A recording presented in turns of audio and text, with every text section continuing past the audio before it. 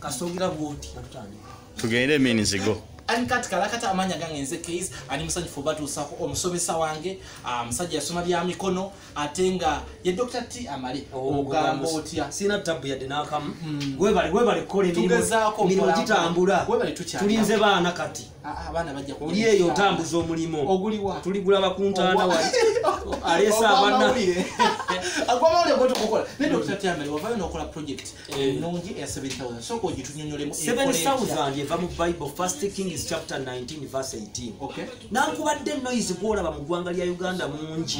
Abavubuka batudde mu byalo. Okay. Abavubuka baamaliriza okusoma ebyemikono. Yes.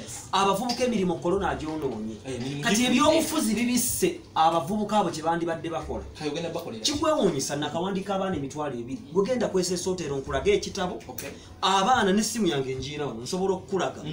Nsobola okukulaga omwana akubire asindika message ku WhatsApp. Nakubira ipapula binga yasoma ebyemikono.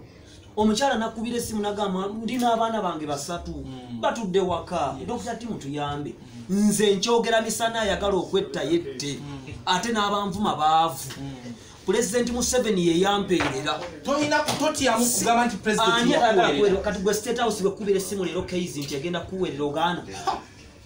Ogana yakiddamu ncha omwana asooka nakuvumira ku inbox nagenda ku WhatsApp nakuwa baganda baba naye yennyini nga yeetaaga obuyambi kati kitegeeza doctrine eriwo kati yakuvuma naye abavubuka tebalina mirimo ate tebagenda kufuna mirimo kubanga tebalina sikiru n'emu kati nze nsobola okugenda wa muzeyi n'abaana emitwalo ebiri abaana abeetaaga toolbox n'ebyalaani biki tubibaweerewo kati muloko naye budget ogirina ebezaawo abantu emitwalo ebiri. President Museveni mwavu ne government bwaba President Museveni asobola okusinkana abayimbi n'agenda ekayunga n'asanga akyalidde embuzi yazadde President n'omulaba ng'akyadde simaya olumala ogamba ebigambo bino si byange ebigambo bino bya Dr. T si bibyo case nze Dr. T obuvidiyo butambula ne busigamu nze noonya General Musale nonya President Museveni bwe mutebe wabaye yakusomesa ate lwaki omunonya mbadde manyi oyingirawo president abeera president nze nasoma ku State House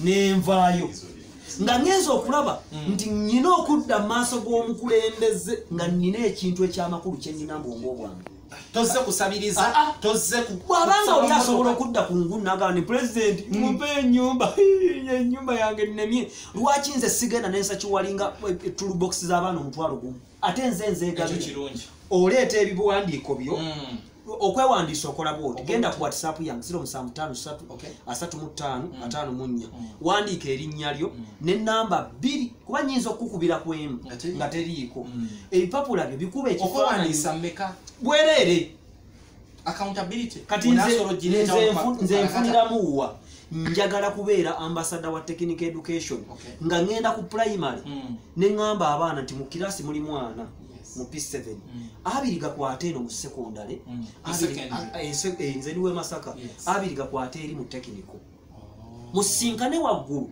ng'omulooya ng'omuyinginiya naye kati abaana baffe bayise nnyo mu secondary ne bamaliriza senior 6 19 talina kyalina mutono kanagamba gavumenti enjavuwasa ne Bobi Wine ne bwerijobe yabeesigi nga tolina kyosobola kukola gwayogera wasoma ki nze olwamala P7 2 7 netandika technical nensoma bricklaying and concrete practice kwe bayita okuzimba era mu kusooka musoma bwanjawulo oli fundi oli ki fundi ye muntu ayigira ku site nze ndi engineer kubanga nakoma ku advanced diploma advanced diploma we nakoma tuba tusomera wamu n'ababazzi n'abamazzi kibayita civil engineering toyanzeke byonna mbiwulidde yankwesesa otera esimu yange njitaddeko 0753555472 kuba nvuma tekuli wava munno kyekiŋŋumya amanya ganze case toyanzeke